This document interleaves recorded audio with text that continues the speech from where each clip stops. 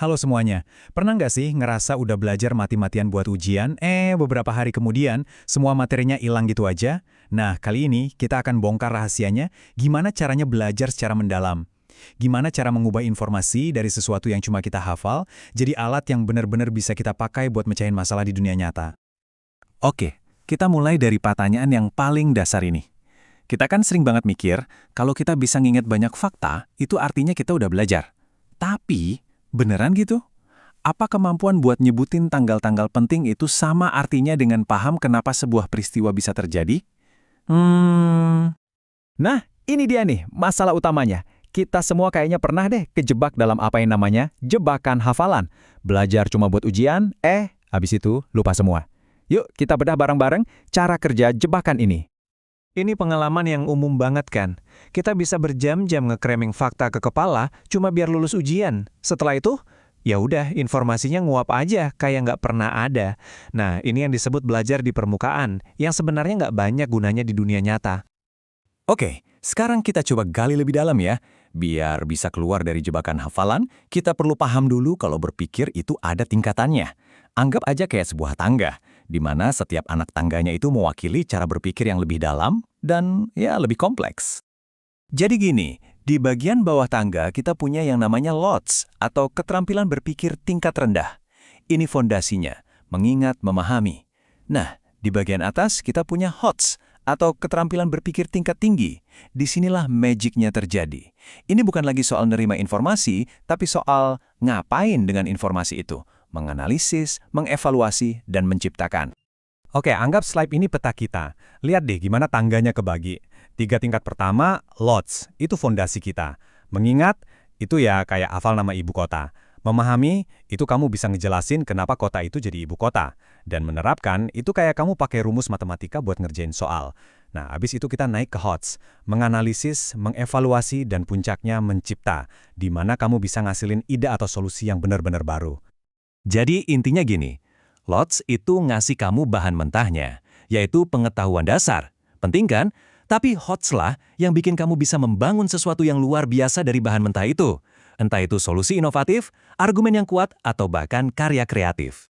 Oke, teorinya cukup. Sekarang kita lihat yuk gimana sih HOTS ini bekerja di dunia nyata, di kehidupan kita sehari-hari.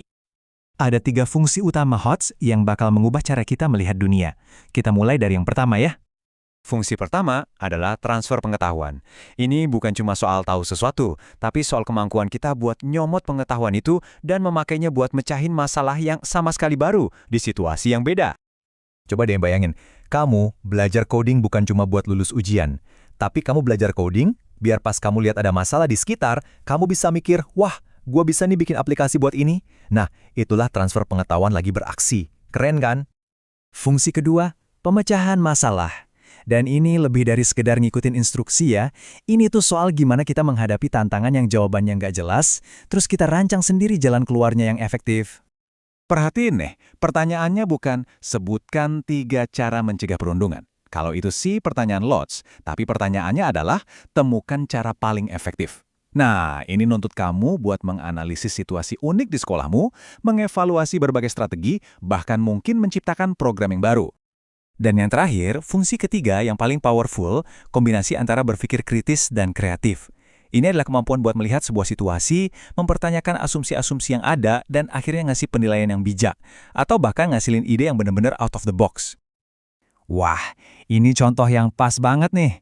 Buat mengevaluasi kebijakan ini, kamu harus mikir kritis. Apa plus minusnya? Siapa yang diuntungkan? Siapa yang dirugikan? Apa dampak jangka panjangnya? Kamu nggak cuma nerima kebijakan itu, tapi kamu analisis secara mendalam.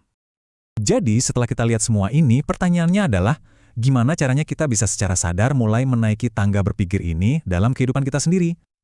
Nah, ini rangkumannya. Jadi ingat ya, berpikir itu sebuah perjalanan. Kita semua butuh fondasi LOTS yang kuat, tapi tantangan sebenarnya adalah terus dorong diri kita buat naik level HOTS. Disinilah letak perbedaannya. Bukan lagi soal seberapa banyak informasi yang kamu simpan, tapi tentang apa yang bisa kamu lakukan dengan informasi itu. Sebagai penutup, saya mau ninggalin satu pertanyaan buat kamu. Nanti saat kamu baca berita, ngerjain proyek, atau bahkan cuma ngobrol sama teman, coba deh berhenti sejenak dan tanya ke diri sendiri. Aku lagi sekedar mengingat atau lagi menganalisis ya? aku cuma nerima info atau lagi mengevaluasi? Pilihannya ada di tangan kamu.